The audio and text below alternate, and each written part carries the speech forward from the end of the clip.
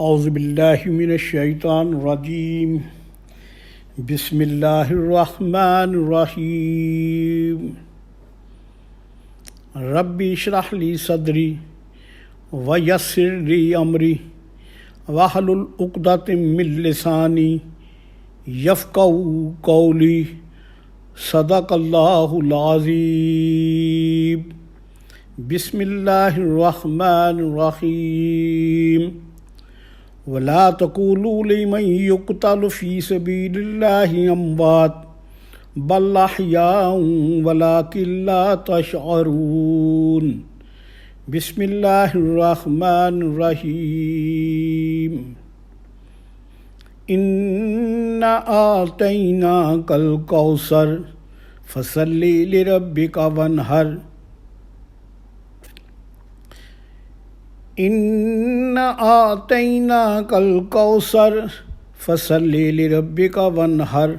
إِنَّ شَانِئَكَ هُوَ الْأَبْتَرُ صدق اللہ العظیم۔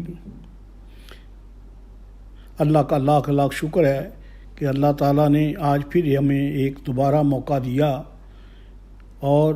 اس کی توفیق سے ہم پھر آج بیان کر رہے ہیں۔ سب سے پہلے اس رب العزت کا لاکھ لاکھ شکر ہے جس نے ہم نے یہ دوبارہ موقع دیا اور رسول کریم صلی اللہ علیہ وآلہ وسلم، آپ کی آل، آپ کے اصحاب، آپ کی اہل بیت اور آپ کے چاہنے والوں جو کہ اصحاب رسول اور جنت البقیع میں بسنے والے اور قطب مدینہ حضرت امیر حمزہ پر لاکھوں کروڑوں درود اور سلام، آپ کے اصحاب پر درود و سلام، لاکھوں سلام، مصطفیٰ جان رحمت پہ لاکھوں سلام، شمع بزم ہدایت پہ لاکھوں سلام۔ اللہ تعالیٰ ہمیں سچ کہنے کی، سچ سننے کی اور اس پر صحیح طور پر عمل کرنے کی توفیق عطا فرمائے۔ جس طرح کے پہلے بیان ہم کر چکے ہیں کہ ہم نے 12 اماموں کا ذکر کرنا ہے۔ اللہ کا لاکھ شکر ہے کہ ہم حضرت امیر المومنین مولا علی ان کا ذکر ہم کر چکے ہیں اور ان کے بعد دوسرے امام حضرت امام حسن رضی اللہ تعالی عنہ کا ذکر بھی ہم کر چکے ہیں۔ آج کا ہمارا تیسرا امام جو کہ حضرت امام حسین، ان کے بارے میں ہم کچھ مختصر سا تعارف کرائیں گے۔ یہ ہمارا آج کا جو موضوع ہوگا 2 حصوں پر مشتمل ہوگا۔ جو پہلا حصہ ہوگا وہ ہمارا حضرت امام حسین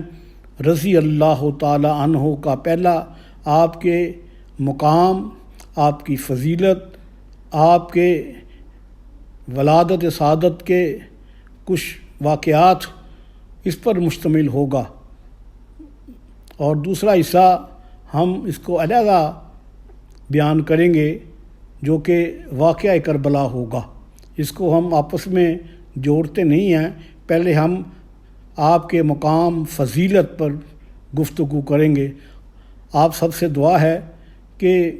آپ دعا فرمائیں کہ اللہ تعالی ہمیں سچ کہنے کی توفیق عطا فرمائے،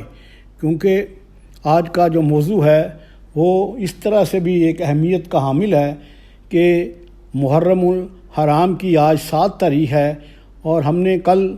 حضرت پیر بابا بلے شاہ کے عرس پر ہم نے یہ 3 دن گزارے ہیں اور اس میں بھی ہمیں کچھ وہاں سے حاصل ہوا ہے، تو ہم چاہتے ہیں کہ اس میں بھی آپ کو بھی اس حصے میں شراکت آپ کی بھی ہو جائے۔ اور جس طرح میں نے کہا کہ محرم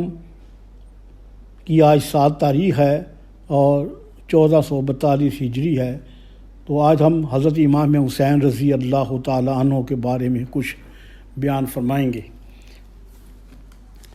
امام حسین رضی اللہ تعالی عنہ یہ تیسرے امام ہیں اور آپ کا پورا نام حضرت امام حسین رضی اللہ تعالی عنہ اور آپ کا لقب سید الشہداء، آپ کی کنیت ابو عبداللہ، آپ کے والد محترم کا نام حضرت امام علی امیر المومنین، اور امیر المومنین حضرت امام علی بن ابو طالب بن عبد المطلب، اور آپ کی والدہ ماجدہ جو کہ عورتوں کی جنت کی سرداروں میں سے آپ کا مقام سب سے زیادہ ہے اور آپ جنت کی عورتوں کی سردار ہیں۔ یہ نبی پاک صلی اللہ علیہ وسلم کا ارشاد گرامی ہے۔ آپ کا والدہ کا نام نامی جگر گوشہ رسول حضرت محمد رسول صلی اللہ علیہ وآلہ وسلم سیدہ کائنات بنت محمد رسول اللہ صلی اللہ علیہ وسلم ہے۔ حضرت امام حسین کی پیدائش 4 اور 5 شعبان کی درمیانی شب کو 4 ہجری بمطابق 8 جنوری 622 عیسوی مدینہ المنورہ میں ہوئی، اور آپ کی شہادت 10 محرم الحرام 61 ہجری بمطابق 10 اکتوبر 680 ہجری عراق میں، اور آپ کا مزار اقدس کربلا میں واقع ہے اور آپ کو وہیں دفن کیا گیا۔ یہ آپ کی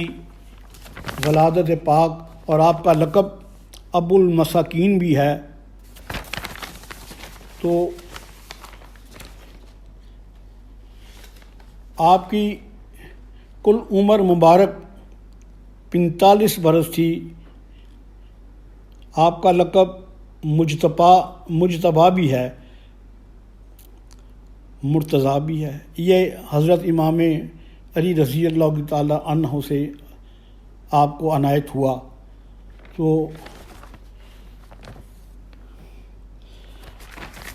آپ کربلا میں آپ کو شہید کیا گیا، اور آپ کی ازواج میں سے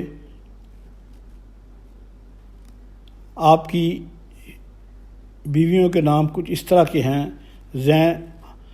شہر بانو، ام رباب، ام لیلہ، ام اسحاق، اور آپ کی اولاد مبارک میں سب سے بڑے بیٹے کا نام علی اکبر ہے، علی اصغر ہے،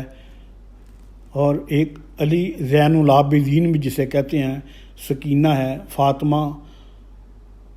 اور فاطمہ صغریٰ جسے کہتے ہیں۔ تو یہ آپ کی اولاد پاک ہے۔ آپ کی ولادت باسعادت، جس طرح کہ پہلے میں عرض کر چکا ہوں کہ 5 شعبان اور 4 شعبان کی درمیانی 4 ہجری کو مدینہ المنورہ میں ہوئی۔ جب آپ کی ولادت سعادت نبی پاک صلی اللہ علیہ وآلہ وسلم کو معلوم ہوئی تو حضور صلی اللہ علیہ وسلم خود اپنی بیٹی کے گھر تشریف لے گئے، اور نبی پاک صلی اللہ علیہ وآلہ وسلم آقا دو جہان نے خود اپنے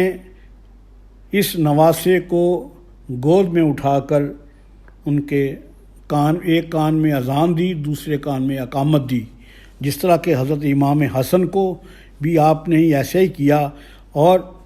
امام حسین رضی اللہ تعالی عنہ کی جو گٹھی تھی وہ بھی نبی پاک صلی اللہ علیہ وسلم نے امام علی، امام حسن اور اسی طرح امام حسین کو بھی اپنا لعاب دہن سے خوراک مہیا کی گئی، اور آپ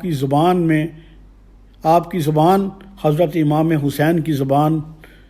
میں ڈالی گئی تو حضرت امام حسین اس زبان کو آپ نے چوسا۔ یہ صرف سعادت حضرت علی، حضرت امام حسن اور حضرت امام حسین کو نصیب ہوئی، اور کسی کو یہ سعادت نصیب نہیں ہوئی۔ نبی پاک صلی اللہ علیہ وآلہ وسلم نے اپنا سارا جو علم تھا جس طرح حضرت علی کو منتقل کیا، جس طرح حضرت امام حسن کو منتقل کیا، اسی طرح امام حسین کو بھی اسی طرح منتقل کر دیا۔ تو سارا علم باطنی ہو یا ظاہری ہو، اور سارا کچھ آپ نے ان کو عنایت کر دیا۔ جس طرح آپ کا ارشاد گرامی ہے کہ امام حسن کے اندر اللہ تعالیٰ نے ان کے اندر صبر، تحمل اور یہ ڈالا، اور اسی طرح حضور صلی اللہ علیہ وسلم کا فرمان ہے، میرا صبر امام حسن کے بارے میں، اور میری جرت اور بہادری جو تھی اور جو سخاوت تھی وہ امام حسین رضی اللہ تعالی عنہ کے حصے میں آئی۔ نبی پاک صلی اللہ علیہ وآلہ وسلم کی ذات اقدس نے کئی جگہ پر، کئی مقام پر یہ جگہ صحابہ کرام کو مخاطب ہو کے کرتے ہوئے فرمایا گیا کہ امام حسن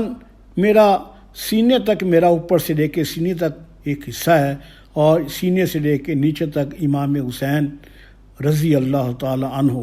اس طرح آپ نے کئی مرتبہ فرمایا کہ میں حسین سے ہوں، حسین مجھ سے ہیں۔ دراصل نبی پاک صلی اللہ علیہ وآلہ وسلم کی جتنی بھی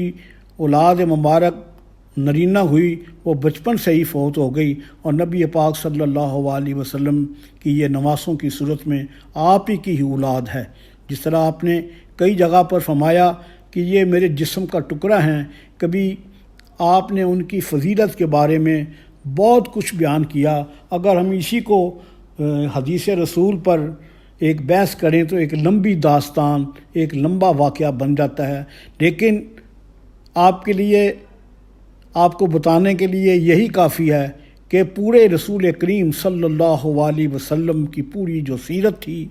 وہ بچپن سے لے کر نبوت تک اور نبوت سے لے کے آخر تک یہ سراپا تفسیر تھی امام حسن رضی اللہ تعالی عنہ کی اور امام حسین رضی اللہ تعالی عنہ کی۔ اور امام حسین رضی اللہ تعالی عنہ کی جو پرورش بچپن میں ہوئی، اور جس طرح ہم بیان کر چکے ہیں، بیان ابھی بھی ہے کہ آپ رسول کریم صلی اللہ علیہ وآلہ وسلم کی گود میں آپ نے پرورش پائی۔ ایک طرف آقا دو جہاں صلی اللہ علیہ وآلہ وسلم کی نظر کرم، آپ کی گود، آپ کی شفقت آپ پر تھی، اور دوسری طرف جو آپ کی والدہ ماجدہ جو کہ حضرت امیر المومنین حضرت علی کی زوجہ مبارکہ حضرت سیدہ فاطمہ جگر گوشہ رسول، اس کی تربیت بھی آپ کے ذمے تھی اور آپ نے پوری پرورش کی۔ تیسرا حضرت علی مولا علی امیر المومنین، ان کی نظر کرم تھی۔ نمبر 4 وہ صحابہ کرام جو رسول کریم صلی اللہ علیہ وسلم سے تربیت یافتہ تھے، ابو بکر صدیق، عمر فاروق اور عثمان جیسے، اور اسی طرح دیگر صحابہ کرام رضی اللہ تعالی عنہ کی جو ماحول تھا وہ آپ کو ملا ہوا تھا، اور اس ماحول میں جو حضور صلی اللہ علیہ وسلم نے اپنے جگر گوشہ حسنین کریمین کو فضیلت ان صحابہ کرام میں بتائی، ان کو معلوم ہو گیا تھا کہ نبی پاک صلی اللہ علیہ وآلہ وسلم اہل بیت میں سے سب سے زیادہ محبت، پیار، مودت کرنے والے یہ صرف 2 شخص ہیں، اور عورتوں میں اسی طرح بچوں میں آپ سے زیادہ اور کسی سے محبت نہیں تھی۔ اسی طرح حضرت علی سے جو الفت چاہت تھی اور کسی کے ساتھ اس طرح کی نہیں تھی، اور جو فاطمہ کا مقام تھا جس میں آیات تطہیر میں یہی لوگ شامل تھے جو امام حسن، امام حسین رضی اللہ تعالی عنہ اور فاطمہ بطول اور نبی پاک صلی اللہ علیہ وسلم کے علاوہ مولا علی مشکل کشا، یہی آیات تطہیر میں شامل تھے۔ یہی مقام انسان سمجھ لے تو کافی ہے۔ جو احادیث ہیں وہ تو بے شمار ہیں آپ کے مقام کی، آپ کی فضیلت کے لیے، آپ کے لیے پاک دامنی کے لیے، وہ بے شمار ہیں، اور رسول کریم صلی اللہ علیہ وآلہ وسلم کی محبت کا آپ اندازہ اس بات سے بھی لگائیں کہ سجدے میں نبی پاک جب آپ نماز کی حالت میں ہوتے تو سجدے میں جب یہ امام حسنین کریمین آپ کی پشت پر بیٹھ جاتے تو آپ اس سجدے کو لمبا کر دیتے تھے، اور اس کی فضیلت کا اندازہ آپ خود ہی لگا لیں کہ حضرت انس سے روایت ہے کہ اہل بیت میں سے سب سے زیادہ محبت امام حسین رضی اللہ تعالی عنہ اور امام حسین رضی اللہ تعالیٰ سے آقا دو جہاں کیا کرتے تھے۔ آپ امام حسین رضی اللہ تعالی عنہ کی اگر ہم ایک ایک چیپٹر پر ایک ایک آپ کی فضیلت کو بیان کرنا چاہیں تو ناممکن ہے کہ ایک ہی بیان میں ہم بیان کر سکیں. اس کے لیے تو کئی دن درکار ہیں، کئی مہینے درکار ہیں، بلکہ میں تو یہی کہوں گا کہ پوری زندگیاں اگر وقف ہو جائیں، پوری زندگی ختم ہو جائے، لیکن آپ کا مقام، آپ کی فضیلت پھر بھی بیان نہیں ہو سکتی، کیونکہ آپ پوری تفسیر ہیں آیت تطہیر کی، آپ پوری تفسیر ہیں انا آتینا کل کوثر کی، آپ پوری تفسیر ہیں فبأی آلاء ربکما تکذبان. آپ سیرت رسول کے پیکر تھے. آپ کی پاک دامنی، عمدہ کردار، اعلیٰ اخلاق کا آپ ایک مجسمہ تھے، اور عبادت، زہد، ریاضت، سخاوت، اور آپ امام حسین رضی اللہ تعالی عنہ اعلیٰ اخلاق کے مالک تھے. بس میرا کہہ دینا اتنا ہی کافی ہے. جو نبی پاک صلی اللہ علیہ وسلم کے اندر جو فضیلت تھی، وہ ساری فضیلتیں امام حسنین کریمین، امام حسن اور امام حسین کو آپ کو رسول اللہ کی طرف سے عطا ہو گئی ہوئی تھیں. یہی کافی ہے، اتنا ہی. اور اس کے ایک ایک چیپٹر کو ہم دیکھیں، پاک دامنی کو دیکھیں، عمدہ کردار کو دیکھیں، امام حسن کے صبر کو دیکھیں، آپ کے اخلاق جو کہ آپ رسول اللہ صلی اللہ علیہ وسلم اعلیٰ اخلاق کے نمونے تھے، اسی طرح امام حسین کے اندر بھی، امام حسن کے اندر بھی یہ صفات ساری موجود تھیں. صرف اتنا ہی کافی ہے کہ رسول اللہ صلی اللہ علیہ وسلم کے اندر جتنی صفات بچپن سے لے کے، جیسے آپ صادق اور امین کہلاتے تھے، کیونکہ انہوں نے نبی پاک صلی اللہ علیہ وسلم کا دہن مبارک آپ کی خوراک بنی، آپ کی زبان کو چوسا. تو جس زبان نے رسول اللہ کی لینے لباب دہن چوسا ہو، خوراک بنی ہو، وہ زبان کیسے زندگی میں ڈگمگا سکتی ہے، جھوٹ بول سکتی ہے، یا ایسا فیصلہ کر سکتی ہے جو کہ شریعت، طریقت اور معرفت کے اور یا حقیقت کے خلاف ہو. اسی لیے آپ نے پوری زندگی اعلیٰ کردار اخلاق کے ساتھ گزاری. امام حسین رضی اللہ تعالی عنہ نے 25 حج کیے، اور حضور صلی اللہ علیہ وسلم نے کئی مرتبہ آپ نے فرمایا امام حسین کے اندر میری سخاوت ہے اور جرت ہے. اور امام حسین رضی اللہ تعالی عنہ نے غلاموں اور کنیزوں کے ساتھ بہت اچھا آپ سلوک کرتے تھے. آپ کا علمی کمالات کا جو چرچا تھا وہ عام تھا. فضائل و کمالات کی بہت سی احادیث آپ سے مروی ہیں، اور رسول کریم صلی اللہ علیہ وآلہ وسلم کا ارشاد گرامی ہے کہ یہ جو حسن اور حسین ہیں یہ جنتی نام ہیں. حسنین کریمین جنت کی زینت ہیں. اسامہ بن زید سے مروی ہے کہ حضور کا فرمان ہے، یہ دونوں میرے بیٹے اور میری بیٹی کے بیٹے، اے اللہ تو ان دونوں سے محبت فرما، اور جو ان سے محبت کرے رکھے تو اس کو اپنا محبوب بنا. اور محبوب بننے کا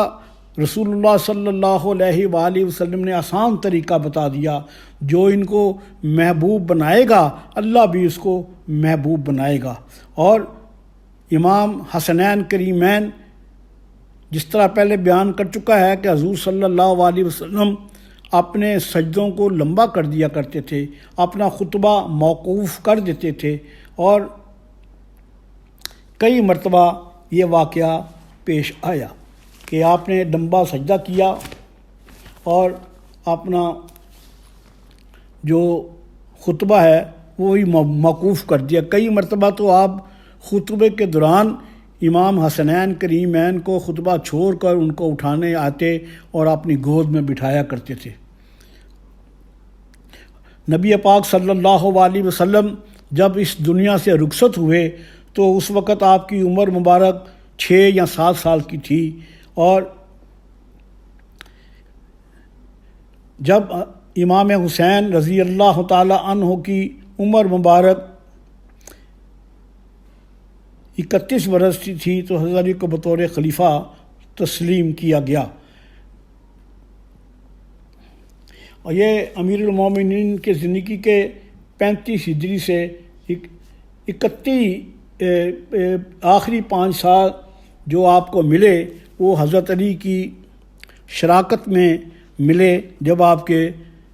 عمر مبارک 31 سال کی تھی۔ اسی دوران حضرت امیر المومنین نے آپ کو اپنے ساتھ جنگ جمل، جنگ صفین اور نہروان کے شریک میں آپ شریک ہوئے تھے۔ جب حضرت علی امام علی 40 ہجری میں حضرت علی شہید ہوئے، جو کہ جامعہ مسجد میں 18 رمضان کو آپ شہید کیا گیا اور 21 رمضان کو آپ دنیا سے چلے گئے، اور یہ اس کے بعد آپ نے اس کے بعد امام حسین رضی اللہ تعالیٰ عنہ نے حضرت علی کی شہادت کے بعد امام حسن نے خلافت سنبھالی، اور اس کے بعد امیر معاویہ نے، اس کے بعد امام حسین کا دور آیا۔ اس کا ذکر ہم تفصیل سے بعد میں کریں گے۔ اور جس طرح میں نے مقام امام حسین فضیلت کو بیان کیا، کیونکہ ہمارا موضوع جو آج کا ہے وہ آپ کا مقام اور فضیلت کا ہی ہے۔ واقعہ کربلا تو بعد میں ہم ذکر کریں گے۔ حضرت ابو سعید انصاری روایت کرتے ہیں کہ حضور صلی اللہ علیہ وآلہ وسلم نے جب فرمایا، جس نے نماز پڑھی اور مجھ پر، اہل بیت پر اور درود نہ بھیجا، اس کی نماز قبول نہیں ہے۔ یعنی کہ آپ نے فرمایا جس نے نماز پڑھنے کے باوجود بھی مجھ پر اور میری اہل بیت پر درود نہ بھیجا، اس کی نماز کوئی نہیں، نہ تہجد، نہ نوافل، نہ فرائض، کوئی اس کی نیکی قبول نہیں کی جائے گی۔ اور جب بھی کوئی اس وقت نیکی کرتا، اچھا کرتا، تو حضور صلی اللہ علیہ وسلم پر درود بھیجتا اور اہل بیت پر بھی درود بھیجتا۔ ایک دفعہ حضرت ابو بکر صدیق رضی اللہ تعالی عنہ امام حسن کو اپنے کاندھوں پر بٹھایا تھا، اور ایک مرتبہ امام حسین رضی اللہ تعالیٰ عنہ کو بھی اپنے کندھوں پر بٹھایا تھا۔ تو ابو بکر صدیق رضی اللہ تعالیٰ فرمایا کرتے ہیں کہ دونوں حسنین کریمین شبیہ رسول ہیں، اور اس طرح جب شبیہ رسول آپ نے کہا تو اس کہنے پر حضرت امیر المومنین اور نبی پاک صلی اللہ علیہ وسلم نے خوشی کا اظہار کیا۔ تو یہ جو امام حسین رضی اللہ تعالی عنہ کی جو فضیلت بیان کی ہے، وہ اس میں اشارتاً قرآن کی کچھ آیات بھی ہیں، احادیث بھی ہیں، لیکن آج وہ لوگ جو حب علی میں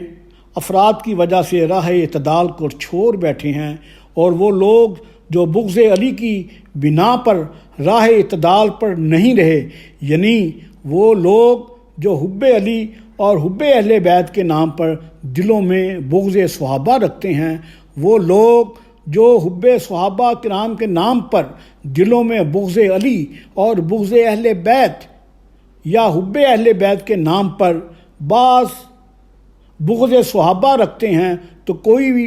بھی اس بات کو تسلیم کرنے پر تیار نہیں ہوگا اور زبان سے کبھی اس بات کا اقرار نہیں کرے گا جو وہ اہل بیت کے نام پر دل میں بغض صحابہ یا صحابہ کے نام پر دل میں بغض اہل بیت رکھتا ہو۔ وہ شخص جو ان دو گروہوں میں کسی ایک سے تعلق رکھتا ہے، اس کی زبانی اقرار نہ کرنے کے باوجود بھی بڑی آسانی ہے کہ اس کو پہچان کیسے کی جا سکتی ہے۔ دوبارہ میں بیان کرتا ہوں، اس کو سمجھیں کہ جو شخص ان دو گروہوں میں جو میں نے بیان کیے ہیں، دو گروہوں میں کسی ایک سے تعلق رکھتا ہے، حب اہل بیت یا حب اہل صحابہ، تو اس کی پہچان ہو سکتی ہے کہ آپ اس کے سامنے صحابہ کرام کی تعریف کریں، تھوڑی دیر کرتے رہیں، اگر اس کے ماتھے پر، اس کی پیشانی پر کسی قسم کا اشیر بھی جیسا بل آ جائے تو اس کی طبیعت ڈگمگانے لگے اور کوئی خوشی آپ محسوس نہ کریں، تو سمجھ لیجئے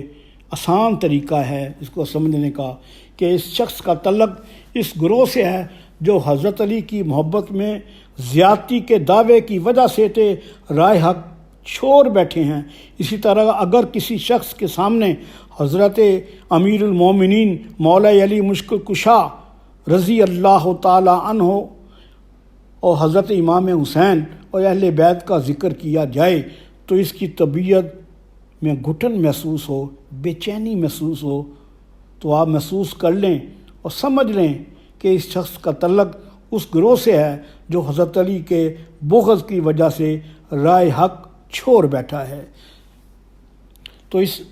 جب کسی شخص کے بارے میں چیزیں پیدا ہو جائیں، اس کے بارے میں یہ پرکھنا مقصود ہو کہ اس شخص کا دو گروہوں میں سے کسی گروہ کے ساتھ تعلق ہے، مگر آج تو صورتحال بڑی واضح ہو چکی ہے، یہ دونوں گروہ کی پہچان کوئی مشکل نہیں رہی۔ ہم دیکھتے ہیں آج بھی، اس وقت بھی، جو پچھلے دنوں ہم نے بہت کچھ دیکھنے کو ملا ہے، سوشل میڈیا پہ بہت کچھ دیکھنے کو ملا ہے۔ پہلے ہم آج سے 30-40 سال پہلے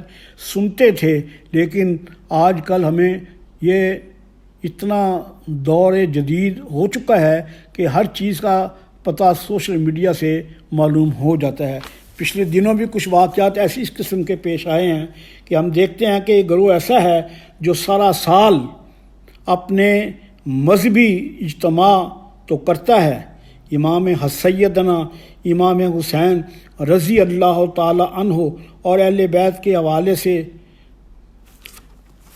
بیان کرتا ہے اور اجتماع کرتا ہے، لیکن اس گروہ نے نہ تو کبھی رسول کریم صلی اللہ علیہ وسلم کی سیرت النبی، آپ کے اسوہ حسنہ کے حوالے سے کوئی اجتماع نہیں کرتے، اور صرف امام حسین اہل بیت کا ذکر کرتے ہیں اور سیرت النبی کا اس طرح ذکر نہیں کرتے جس طرح کے کرنا چاہیے، اور نہ ہی یہ صحابہ کرام کے ذکر کے حوالے سے اہل بیت کے علاوہ انہوں نے ہر ایک سے اپنا تعلق ختم کیا ہوتا ہے، صرف اور صرف ایک ہی زور دیتے ہیں اہل بیت پر۔ بات تو ٹھیک ہے، ذکر تو کرنا چاہیے، تو حق بھی بنتا ہے، مگر ہر ایک کی اپنی اپنی حیثیت ہے، اپنا اپنا مقام ہے۔ اگر ہم رمضان مبارک کا مہینہ بہت افضل ہے، تو اس میں اگر محرم کا ذکر کریں گے، محرم کا ذکر یا واقعہ کربلا کا ذکر کریں گے، واقعہ کربلا تو ٹھیک ہے، لیکن اس کو اپنے مقام پر، اپنے اس مہینے میں اس کی اجاگر کریں۔ اب ہم اس کو اگر رمضان میں کریں گے اور رمضان میں اگر واقعہ کربلا پیش کریں گے تو اس کی وہ حیثیت نہیں رہے گی۔ صرف 12 مہینے میں اگر کوئی بیان کی حیثیت ہے، مقام ہے، وہ میلاد مصطفیٰ صلی اللہ علیہ وآلہ وسلم کی وہی ہے۔ اب ہم دیکھتے ہیں کہ دوسرا گروہ جو سارا سال صحابہ کرام صلی اللہ علیہ وآلہ وسلم کی تعریف کرتا ہے، اجلاس کرتا ہے، اجتماع کرتا ہے، جلسے کرتا ہے، جلوس کرتا ہے، اور اس گروہ کی کیفیت یہ ہے کہ وہ محرم الحرام کے مہینے اور حضرت امام حسین کی شہادت کے دن بھی، 1 محرم سے لے کے 10 محرم تک، ان دنوں میں بھی حضرت امام حسین کی شہادت کے دن تک کبھی بھی اہل بیت اور شہادت امام حسین کے نام پر اجتماع نہیں کرتا، مگر وہ سارا سال صحابہ کرام سیرت رسول پر اجلاس، جلسے، اجتماع منعقد کرتا ہے، لیکن ان دنوں وہ نہیں کرتا۔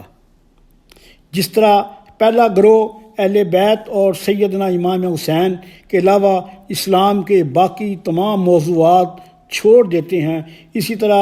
دوسرا گروہ جو صحابہ کرام کے موضوع کے علاوہ باقی تمام موضوعات سے کنارہ کشی اختیار کر لیتے ہیں۔ یہ دونوں طرف سے عمل جو ہو رہا ہے یہ اعتدال کی راہ چھوڑی جا رہی ہے اور دین سے دوری ہے اور اسلام سے بغاوت ہے۔ فتنہ فساد کی یہی لوگ جڑ ہیں۔ اگر ہم صحابہ کرام رضی اللہ تعالی عنہ اور اہل بیت پاک دونوں کے حضور اکرم صلی اللہ علیہ وسلم سے تعلق رکھیں تو ہم دیکھتے ہیں کہ یہ دونوں آقا صلی اللہ علیہ وسلم کی خاطر کسی بھی موقع پر جان قربان کرنے سے گریز نہیں کرتے۔ اس کا اندازہ اس بات سے بھی لگایا جا سکتا ہے کہ حضور نہیں کہ میرا بات کرنے کا مقصد ہے اہل بیت اور صحابہ کرام کا جو رشتہ آپس میں تھا اس کا میں ذکر کر رہا ہوں۔ جس طرح کہ حضور صلی اللہ علیہ وسلم کی ذات اقدس نے جس رات مکہ سے مدینہ ہجرت فرمائی، اس رات کفار و مشرکین مکہ ننگی تلواریں لے کر آپ صلی اللہ علیہ وسلم کے گھر کا محاصرہ کیا۔ اللہ تعالیٰ نے آپ کو ہجرت کا حکم دیا تو اس وقت تک اکثر مسلمان مدینہ المنورہ ہجرت کر چکے تھے، تاہم ابھی تک امیر المومنین حضرت علی مشکل کشا اور حضرت ابو بکر صدیق رضی اللہ تعالیٰ عنہ جو کہ خلیفہ اول ہیں انہوں نے ہجرت نہ کی۔ آپ صلی اللہ علیہ وسلم نے سوچا کہ حکم خدا بندی سے ہجرت کرنے سے قبل اپنے پاس پڑی ہوئی لوگوں کی امانتیں کسی کے سپرد کر جاؤں۔ آپ کی نگاہیں حضور صلی اللہ علیہ وسلم کی پاک نگاہیں کا انتخاب حضرت امیر المومنین حضرت علی مشکل کشا جو کہ شیر خدا ہیں پر پڑی۔ حضور صلی اللہ علیہ وسلم نے امیر المومنین حضرت علی رضی اللہ تعالیٰ عنہ سے فرمایا، میں مدینہ المنورہ ہجرت کرنا چاہتا ہوں، تم میرے بستر پر لیٹ جاؤ، میرے پاس کچھ لوگوں کی یہ امانتیں پڑی ہیں، تم یہ امانتیں انہیں واپس کر کے بعد میں آ جانا۔ اس رات حضور صلی اللہ علیہ وسلم کا بستر مبارک کافروں کی تلوار کا نشانہ بنا ہوا تھا اور آپ کا بستر ٹارگٹ تھا۔ آپ کے بستر پر سونا حضور صلی اللہ علیہ وسلم پر جان قربان کرنے کے مترادف تھا۔ امام فخر الدین رازی نے، امام غزالی نے احیاء العلوم میں آپ فرماتے ہیں کہ ہجرت کی شب حضرت علی مولا علی مشکل کشا کو اپنے بستر پر مبارک پر سلا کر چلے گئے تو اللہ تعالیٰ نے جبریل اور میکائیل کو آپ کی حفاظت کے لیے حضور صلی اللہ علیہ وسلم کے بستر پر بھیج دیا تھا۔ ہجرت مدینہ کی شب رسول اللہ صلی اللہ علیہ وسلم کے بستر پر حضرت علی کا سونا حضرت علی کی حد درجہ ایثار اور شجاعت جوان مردی کا مظہر ہے۔ مگر ہجرت ہی کی شب اگر سیدنا صدیق اکبر رضی اللہ تعالی عنہ کے ایثار کو دیکھیں جو کہ خلیفۃ الرسول اور پہلے خلیفہ ہیں، حضرت ابو بکر صدیق کے ایثار کو دیکھیں تو وہ بھی اپنی مثال آپ ہی ہیں۔ حضرت ابو بکر صدیق رضی اللہ تعالی عنہ کو حضور صلی اللہ علیہ وسلم کی رفاقت سفر کرنا کفار اور مشرکین مکہ کے نزدیک ایک ایسا جرم تھا جس کی سزا بہرحال شہادت ہی تھی۔ کتب حدیث میں آتا ہے کہ جب ہجرت مدینہ کا حکم ہوا تو اکثر مسلمان مدینہ منورہ ہجرت کر چکے تھے، سوائے حضرت ابو بکر صدیق نے بھی مدینہ منورہ کی جانے کی تیاری کر لی تو رسول اللہ صلی اللہ علیہ وسلم نے ان سے فرمایا کہ تم ذرا ٹھہرو کیونکہ مجھے بھی اجازت ملنے کی امید ہے۔ حضرت ابو بکر صدیق نے عرض کیا، میرے ماں باپ آپ پر قربان ہوں، آپ کے قدموں پر میرے ماں باپ قربان ہوں، آپ بھی ہجرت کی امید ہے؟ آپ صلی اللہ علیہ وسلم نے فرمایا ہاں۔ پس حضرت ابو بکر صدیق رسول اللہ کے ساتھ چلے اور آپ کو روکے رکھا، ابھی گئے نہیں، ابھی روکے رکھا، اور کیونکہ انتظار تھا حکم خداوندی کا۔ آپ کے پاس 2 اونٹنیاں تھیں اور آپ انہیں 4 ماہ تک آپ نے انہیں ککر کے پتے کھلائے۔ امام حسن عسکری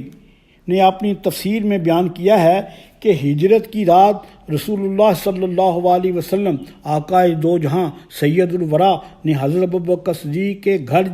کا دروازہ کھٹکایا، خود چل کر گئے ابوبکر صدیق کے گھر پر۔ دروازہ جب کھٹکایا تو دستک دی تو حضرت ابوبکر صدیق باہر آئے اور آپ دیکھ کر حیران رہ گئے۔ آپ نے کہا یا رسول اللہ صلی اللہ علیہ وسلم، میرے ماں باپ آپ پر قربان، آپ کیوں تشریف لائے؟ مجھے حکم دے دیتے، میں خود حاضر ہو جاتا۔ وہ آپ کو دیکھ کر عرض کیا یا رسول اللہ، میرے ماں باپ قربان، آپ رات کو کیسے تشریف لائے ہیں؟ آپ صلی اللہ علیہ وسلم نے فرمایا اے ابو بکر، مجھے مدینے کی طرف ہجرت کا حکم آ گیا ہے، تم میرے ساتھ چلو، میری خاطر ہر قسم کی تکلیف برداشت، کیا تم ہر قسم کی تکلیف برداشت کرنے کے لیے تیار ہو؟ تو حضرت ابوبکر صدیق نے عرض کیا یا رسول اللہ، میرے ماں باپ آپ پر قربان، اگر ایک طرف ساری دنیا کی بادشاہی ہو اور دوسری طرف آپ کی خاطر عمر بھر کی تکلیفیں ہوں تو رب ذوالجلال کی قسم، مجھے اس رب کی قسم ہے جس نے آپ کو حق نبی بنا کر بھیجا ہے، آپ کی خاطر تڑپ کر جان دینا مجھے ساری دنیا کی شہنشاہوں سے زیادہ عزیز ہے۔ یہ سن کر رسول کریم صلی اللہ علیہ وسلم نے حضرت ابوبکر صدیق کو سینے سے لگایا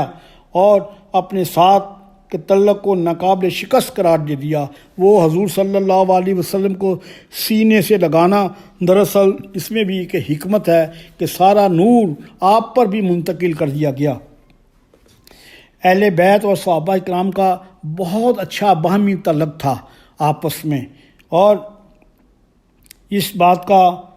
آپ اس چیز سے اندازہ لگائیں کہ اہل بیت جو تھے وہ اہل صحابہ کو بڑی عزت کی نگاہ سے دیکھتے تھے، تو اہل صحابہ جو تھے، صحابہ کرام تھے، وہ اہل بیت کو حضور صلی اللہ علیہ وسلم کی عظمت کا بیان کرتے ہوئے آپ اس نظر سے آپ کا مقام تھا۔ تو اس سے بھی آپ اندازہ لگائیں کہ ابوبکر صدیق رضی اللہ تعالی عنہ فرماتے ہیں کہ میں نے خود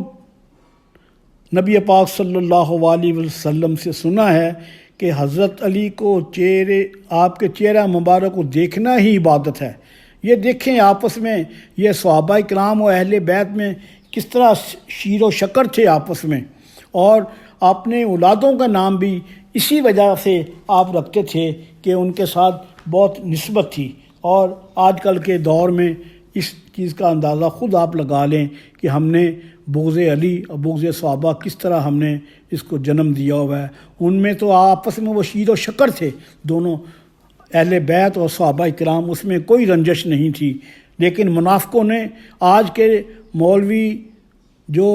علماء سو ہیں، اپنی دکانداری کو چمکانے کے لیے اور ان لانتیوں نے اور آپس میں یہ رکھنے ڈال دیے ہیں، اور اس چیز کا بھی آپ اندازہ لگائیں کہ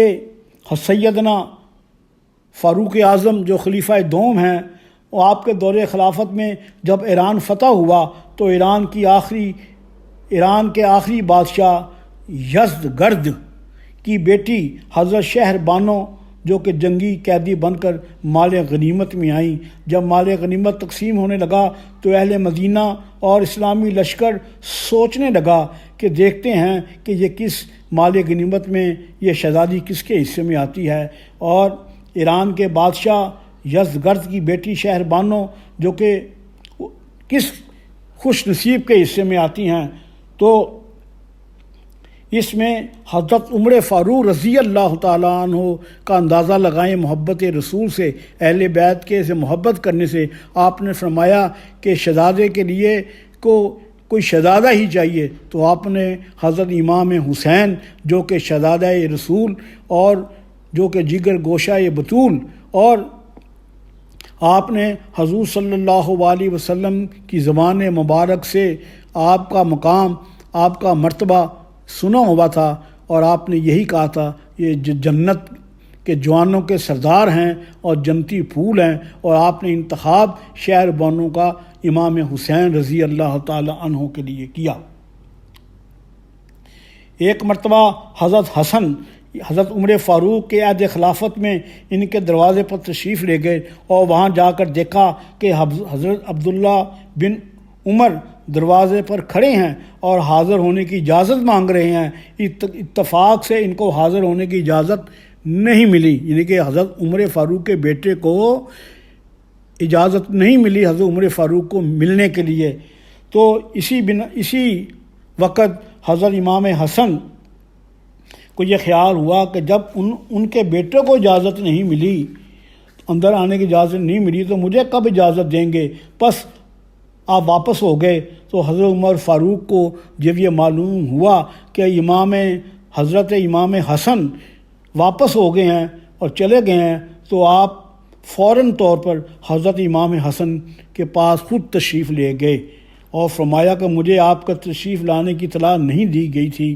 حضرت امام حسن نے فرمایا میں اس خیال سے واپس آ گیا کہ جب آپ نے اپنے بیٹے کو اجازت نہیں دی مجھے کب دیں گے؟ یہ سن کر حضرت عمر نے فرمایا تم اس سے زیادہ اجازت کا مستحق ہو، یہ بال سر پر جو اللہ تعالیٰ نے میرے سر پر دیے ہیں اللہ کے بعد کسی نے اگائے سوائے تمہارے ہی بدولت یہ سر ہوئے ہیں، یہ میری زندگی تمہارے ہی بدولت ہے، یہ شان و شوکت جو میری خلافت ہے یہ میرے آپ کے قدموں کی وجہ سے ہے۔ یہ مقام تھا حضرت عمر فاروق کا اہل بیت کے بارے میں۔ اس چیز سے آپ اندازہ لگا لیں کہ صحابہ کرام اور اہل بیت کے درمیان کسی قسم کی کوئی عداوت یا رنجش نہیں تھی، بلکہ ان کے درمیان باہم محبت الفت کا رشتہ تھا۔ بے شک تمام صحابہ کرام اور اہل بیت کا ادب اور احترام، محبت، مودت عین ایمانند ہے۔ دونوں میں سے کسی ایک کو بھی چھوڑنا بالواسطہ رسول اللہ صلی اللہ علیہ وسلم کی گستاخی ہے۔ اس لیے آپ سب جو میرے پاس سامنے بیٹھے ہیں یاد رکھو کہ کوئی ہاتھ چھوڑ کر نماز پڑھے یا ہاتھ باندھ کر پڑھے، رفع یدین کرے یا نہ کرے، یہ اپنا اپنا مسلک ہے، اور اسی سے ایمان پر زور نہیں دینا چاہیے۔ اسلام کی حد کو کبھی توڑنے کی کوشش نہ کیجیے۔ یہ حد صحابہ کرام رضی اللہ تعالی عنہ اور اہل بیت پاک کے ادب و احترام کی حد ہے۔ جو شخص صحابہ کرام کی طرف کفر منسوب کرتا ہے یا گالی دیتا ہے یا وہ شخص دائرہ اسلام سے خارج ہے، اور جو لوگ صحابہ کرام پر کفر منسوب کرنا، جو کہ ان دنوں میں سوشل میڈیا پہ یہ چیزیں عام ہو رہی ہیں اور اس کو منع کرنے والا کوئی بھی نہیں ہے، اور جو کفر منسوب کرنا صحابہ کرام کی طرف گالی دینا، ظاہر نہ یہ فتنہ ہے، اور ایسے لوگ اسلام کے دائرے سے فارغ ہیں، وہ کافر ہیں، اور یا جو لوگ اشارہ یا کنایہ یا بالواسطہ یا بلا واسطہ ایسی بات کرتے ہیں وہ دائرہ اسلام سے خارج ہیں، کیونکہ ایسے شخص کا رسول اللہ صلی اللہ علیہ وسلم کی ذات گرامی سے اس کا کوئی تعلق نہیں ہے، جو اہل بیت پر یا صحابہ کرام پر طعن زنی کرتا ہے۔ اور جو مقام اہل بیت کے لیے اللہ تعالیٰ نے مقرر کیا ہے، جو صحابہ کرام کے لیے مقرر کیا ہے، اس کو اس دائرے میں رہ کر وہ اس کی فضیلت اور مقام کو بیان کرنا چاہیے۔ اور ایسے شخص کا رسول اللہ صلی اللہ علیہ وسلم کی ذات گرامی سے کوئی تعلق نہیں کہ وہ بلا واسطہ طور پر اپنی اس گستاخی اور اس زبان درازی کا نشانہ ذات مصطفیٰ صلی اللہ علیہ وآلہ وسلم کو جو بنائے گا اس نے کفر اختیار کیا۔ اس طرح جو شخص صحابہ کرام کے تعریف تو عمر بھر کرتا ہے، ایک گروہ ایسا بھی ہے جو سارا سال حضرت صحابہ کرام رضی اللہ تعالیٰ عنہ کی پورا سال تعریفیں کرتے ہیں اور عظمت صحابہ کے نعرے لگاتے ہیں، مگر اپنے دل میں اہل بیت کی محبت نہیں رکھتے۔ اس کے دل میں اہل بیت کے بارے میں بغض ہوتا ہے، اور اہل بیت اطہار کا ذکر سن کر اس کے دل میں گھٹن محسوس ہوتی ہے، اس کی پیشانی پر بل آ جاتے ہیں اور اس کی روح پر ایک کھچاؤ آتا ہے، اس کا بھی اسلام سے کوئی تعلق نہیں ہے، یہ شخص بھی بے ایمان ہے اور جہنم کا ایندھن ہے۔ شہادت امام حسین ہمارا دوسرا سبق ہے، لیکن افسوس کی بات یہ شہادت امام حسین ہم دوسرے چیپٹر میں بیان کریں گے، ابھی اس کا ہم ذکر نہیں کر سکتے، لیکن کیونکہ آج کا جو موضوع ہے وہ ہمارا مقام حضرت امام حسین اور فضیلت امام حسین ہے۔ پاکستان کی سرزمین وہ زمین ہے جس پر مدتوں سے رسول اللہ صلی اللہ علیہ وسلم کی شان میں گستاخی ہو رہی ہے، زبان درازیاں ہو رہی ہیں، گستاخی رسول ہو رہی ہے، مگر گستاخی رسول پر کتابیں بھی لکھی گئی ہیں، لٹریچر بھی چھاپے جا رہے ہیں، کئی سیرت کی جتنی کتابیں ہیں وہ رسول اللہ صلی اللہ علیہ وسلم کہیں نہ کہیں غلطی کر جاتی ہیں۔ کسی نے رحیق المختوم میں اس طرح بیان کیا، ہمارے اہل سنت والجماعت نے اپنی سیرت کی کتابوں میں حضور صلی اللہ علیہ وسلم کے بارے میں جادو کے متعلق کہ حضور پر جادو ہوا، شق صدر کا واقعہ لے لیں، عباسہ طولہ کا لے لیں، اور اسی طرح یہ دراصل یہ حضور صلی اللہ علیہ وسلم اور دیوبندی لوگ اور یا دوسرے مسلک کے لوگ جو جتنے بھی مسالک ہیں جو رسول اللہ صلی اللہ علیہ وسلم پر گستاخیاں کرتے ہیں، لٹریچر چھاپتے ہیں، مگر افسوس در افسوس آج تک جب سے پاکستان بنا ہے آج تک کسی گستاخی رسول کو پھانسی نہیں دی گئی۔ اس بدبختی کا انتہا پر جتنا بھی افسوس کیا جائے کم ہے۔ اس سرزمین پر صحابہ کرام کی گستاخیاں ہو رہی ہیں، ام المومنین حضرت عائشہ صدیقہ اور خلفائے راشدین کی گستاخیاں ہو رہی ہیں، اہل بیت کی گستاخیاں ہو رہی ہیں، کتابیں اور لٹریچر چھاپے جا رہے ہیں، مگر آج تک صحابہ کرام کے گستاخ کو پھانسی نہیں دی گئی، اور نہ اہل بیت اطہار پر جو گستاخیاں کرتی ہیں ان کو پھانسی نہیں دی گئی۔ اس سرزمین پر امام حسین رضی اللہ تعالی عنہ کو باغی قرار دیا جا رہا ہے، یزید کی خلافت اور فضیلت پر کتابیں لکھی جا رہی ہیں، حضرت امام حسین کے خلاف اس ملک میں زبانیں کھولی جا رہی ہیں، صحابہ کرام کے خلاف ابو بکر صدیق، حضرت عمر فاروق، عثمان غنی، عائشہ صدیقہ پر بد زبانی کی جاتی ہے، گالیاں دی جاتی ہیں، لٹریچر چھاپے جاتے ہیں۔ اب تو یہ بات کھلے عام ہو رہی ہے، لیکن افسوس در افسوس اس کا کوئی تدارک کرنے والا حکومت پاکستان میں ابھی تک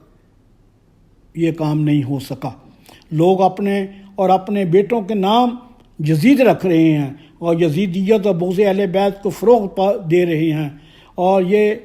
انتہا تک جا پہنچا ہے، اور اس ملک میں کسی دشمن اہل بیت کو پھانسی پر نہیں لٹکایا گیا، اور یہ سب سے بڑا المیہ ہے زوال کا اس وقت پاکستان میں، جس میں نہ تو اہل بیت کی کوئی عزت محفوظ ہے، نہ اہل صحابہ کی کوئی عزت محفوظ ہے۔ ایک گروہ ہے جو کہ اس کی بنا پر ہمارے عقائد پر حملہ کر رہا ہے، لیکن اس وقت یہ دور ہے کہ اس وقت ایمان بچانا ولایت سے کم نہیں ہے، یہ یاد رکھیں۔ اور اہل بیت جو نبی پاک صلی اللہ علیہ وسلم نے فرمایا کہ جو آپ نے بار بار فرمایا کہ میں آپ کے درمیان اللہ کا قرآن اور اہل بیت چھوڑ کے جا رہا ہوں، اس کو نہ چھوڑنا، تو ہم نے قرآن کو بھی چھوڑ دیا، اہل بیت کو بھی چھوڑ دیا، کیونکہ قرآن میں تمام صحابہ کرام کا ذکر ہے، اہل بیت جو آپس میں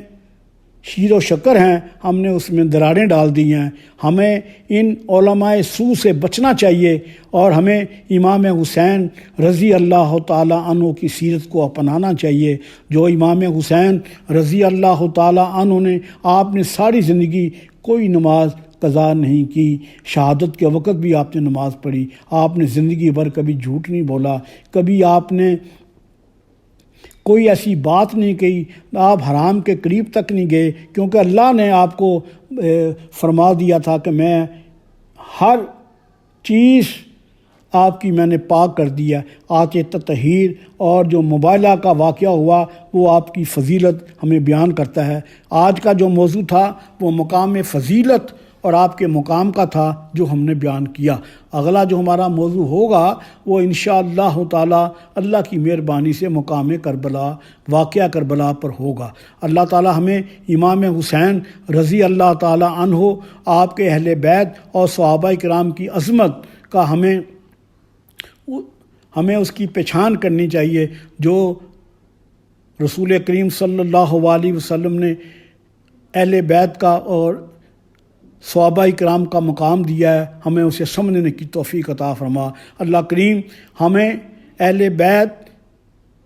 کے غلاموں میں قیامت کے دن اٹھا، اور اللہ کریم اہل بیت کے صدقے، آپ کی آل اولاد کے صدقے، اہل بیت کے صدقے یا اللہ ہماری تمام پریشانیاں مشکلات کو ختم فرما۔ اللہ کریم تو اہل بیت اطہار رضی اللہ تعالی عنہ کے تصدق کر کے ہماری تمام پریشانیاں مشکلات کو ختم فرما۔ رب اغفر وارحم وانت خیر الراحمین۔ ربنا آتنا فی الدنیا حسنۃ وفی الآخرۃ حسنۃ وقنا عذاب النار وادخلنا الجنۃ مع الابرار۔ یا عزیز یا غفار یا رب العالمین، یا الہی اپنی ذات کبریا کے واسطے رحم کر، محمد مصطفیٰ کے واسطے ہم ہوئے سخت زار اس بندہ محنت میں اسیر۔ یا اللہ کھول دے مشکل علی المرتضیٰ کے واسطے، خواجہ حسن بصری کا نام لاتا ہوں شفیع شیخ عبدالواحد اہل بقا کے واسطے۔ میں تو خادم ہو چکا ہوں خاندان چشت کا، آبرو دوجک میں رکھیو تمام اولیاء کے واسطے۔ عشق دم جبریل، عشق دل مصطفیٰ، عشق خدا کا رسول، عشق خدا کا غلام۔ عشق دم جبریل، عشق دل مصطفیٰ، عشق خدا کا رسول، عشق خدا کا کلام۔ صدق خلیل بھی ہے عشق، صبر حسین بھی ہے عشق، مارکہ وجود میں بدر و حنین بھی ہے عشق۔ شوق میری لے میں ہے، شوق میری لے میں ہے، شوق میری نے میں ہے، نغمہ اللہ میرے رگو پیماں میں ہے۔ حسین لکھتا ہوں عجب نرالا ہے دستور میرے عشق کا، حسین لکھتا ہوں حسین پڑھتا ہوں، بار بار لکھتا ہوں بار بار پڑھتا ہوں، حسین لکھتا ہوں حسین پڑھتا ہوں۔ یہ غم حسین سے بھر کر نہیں ہے کوئی خوشی، وہ خوش نصیب ہے جسے غم حسین ملے۔ اللہم صلی علی سیدنا محمد وبارک وسلم علیہ۔ شاہ است حسین بادشاہ است حسین، دین است حسین دین پناہ است حسین، سرداد نہ داد در دست یزید، حقہ کے بنا الہ الہ است حسین۔